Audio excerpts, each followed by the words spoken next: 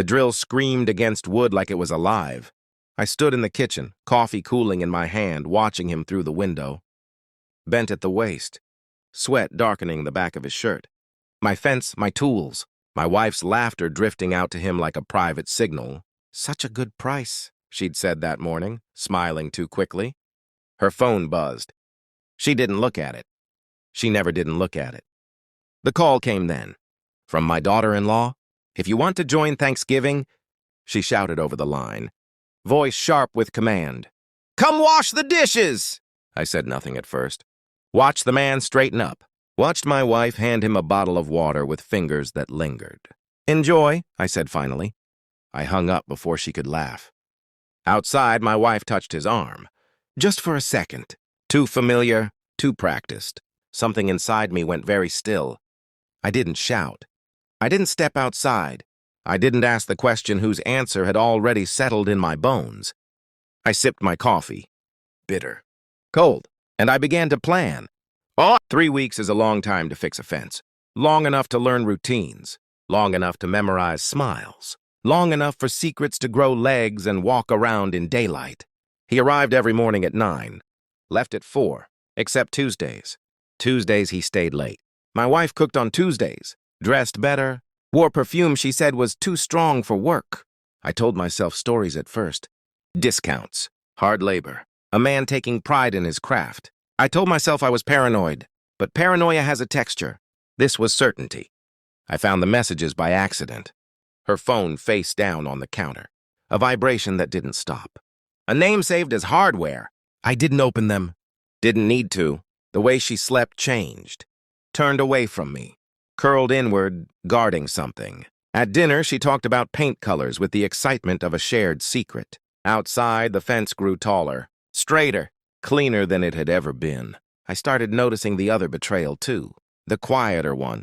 My son's wife, my daughter-in-law, calling only when she wanted something. Money. Help! Presents she could order around like hired help. Family, she called it. Duty. Greed wears many masks. Some smile. Some shout. I learned to recognize them all. I became a ghost in my own house. I moved softly. Listened more than I spoke. Smiled when required. I checked phone records. Not messages. Timing. Tuesdays lit up like a confession. I watched reflections instead of faces. The way my wife's pupils widened when his truck pulled in. The way her shoulders relaxed when he spoke. At night, I lay awake counting breaths that weren't mine. I hired a private lab. Routine blood work, I told her. Age catches up. It catches up to lies faster. While I waited, I did something else. I looked him up. He had a daughter. 26. Finished university. Lived in the city. An adult. Independent. Nothing illegal. Nothing loud. I asked her to dinner. She said yes. Across town, my daughter-in-law posted photos of a meal I'd paid for last month. Tagged, "Family is everything." I ordered a car. Booked a flight. Switzerland. Quiet places have a way of sharpening truths. The lab emailed me while I was over the Atlantic. I didn't open it until the Alps appeared below me, white and indifferent. Somewhere over those mountains, something inside me finally broke and hardened. The report was clinical. Numbers, markers, certainty. Infidelity confirmed. Timeline confirmed.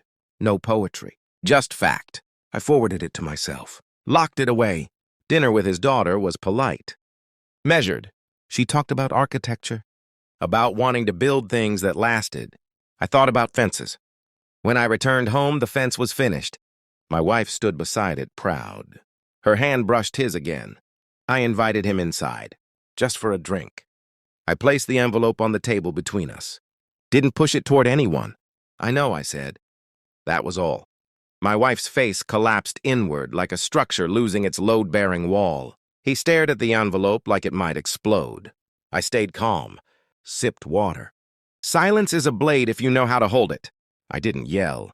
I showed. Photos first. Of Switzerland. The villa. Glass. Stone. Snow. I sent them to the family group chat. Then to my daughter-in-law directly. Her phone rang. Once, twice, then endlessly. 71 missed calls by morning. I blocked her. To my wife, I said nothing more. I packed one bag. To him, I handed a receipt. Paid in full. Generous tip. Good price, I said. He didn't meet my eyes. I left the house keys on the counter. Not slammed. Placed. Power doesn't rush. It arranges. From the villa balcony, the world looked small, manageable. My phone stayed silent once the numbers ran out. Greed exhausts itself eventually. So does betrayal. I felt no triumph. No rage. Only space. Some fences are meant to be broken. Others reveal exactly who is willing to climb them. I poured a drink. Watched the light move across snow. And for the first time in 3 weeks, I slept.